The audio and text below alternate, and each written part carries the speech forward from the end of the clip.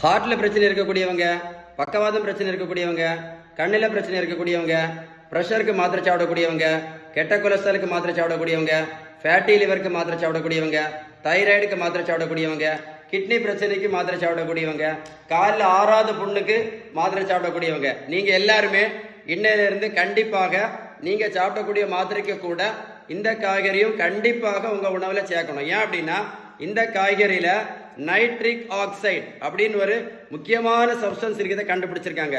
இந்த nitric oxide என்ன பண்ணுது அப்படின்னா நம்ம இரத்த குழாய்கள் இருக்குல்ல, இரத்த குழாய் சுருங்காமல் இருப்பதற்கு வேசோ டைலேட்டேஷன் சொல்லுவாங்க, இருப்பதற்கு ரொம்ப ரொம்ப ரொம்ப ரொம்ப பிரயோஜனம் கண்டுபிடிச்சிருக்காங்க. அதில் கைண்ட் ரிக்வஸ்டா சொல்றேன், இந்த வீடியோ ஷேர் பண்ணி விட்டீங்க அப்படின்னா இந்த மாதிரி மாத்திரை சாப்பிடக்கூடிய நிறைய பேருக்கு யூஸ்ஃபுல்லா இருக்கும். மறக்காம வீடியோ ஷேர் பண்ணுங்க. இந்த தம்பியை பாருங்க, பெரியவங்களுக்கு 42 கிலோ வெயிட் குறைச்சிருக்கேன், 128 86 கிலோ. நான் புரோட்டீன் பவுடரும் கொடுக்கல, மாத்திரையும் கொடுக்கல, ஜூஸும் கொடுக்கல, ஊசியும் போடல. இந்த பெரியவங்களை போய் நான் ரோட்ல போய் நான் ஓடக்குன்னு சொல்லல. நான் கொடுத்தது எல்லாமே பேலன்ஸ்டு டயட் மட்டும்தான்.